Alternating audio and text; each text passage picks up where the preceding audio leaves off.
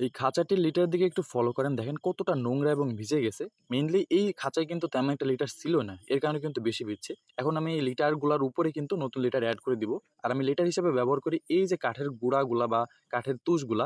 এগুলা হচ্ছে মিস্ত্রিরা কাজ করার পরে যে শোভাগুলা থাকে ওইগুলা, এগুলা কিন্তু কাঠের গুঁড়া বা তুষের তুলনায় একটু বড়, বাট দামের দিকে কিন্তু অনেকটা রিজনেবল, একদমই কম দামে পাবেন আপনারা। আমি কিন্তু এটা আপনার মনে করেন প্রত্যেক সপ্তাহে 150 থেকে 200 টাকা নেয়। তো আমি কিন্তু কাঠের ডোম আছে, আমরা 3টা থেকে 4টা বস্তা অ্যাড করে ওইটাকে কাঠের ডোম বলি।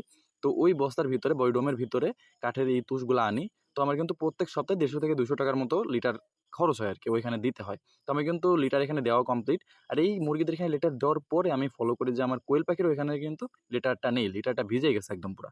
এখানে কিন্তু আবার আমি আরেক বালতিতে করে লিটারটা নিয়ে আসি বা এই তুষগুলা নিয়ে আসি।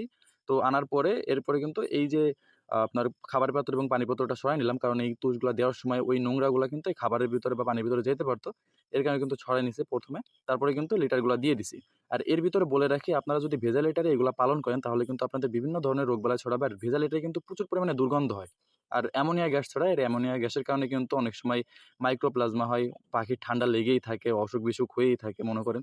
ভেজা লিটারে আরো অনেক বেশি সমস্যা হয়। এগুলা নিয়ে নেক্সট এ ইনশাআল্লাহ একটা ভিডিও বানাবো। আপনারা এরকম নিয়মিত তথ্য পেতে অবশ্যই চ্যানেলটি সাবস্ক্রাইব এবং ফলো করুন। ধন্যবাদ।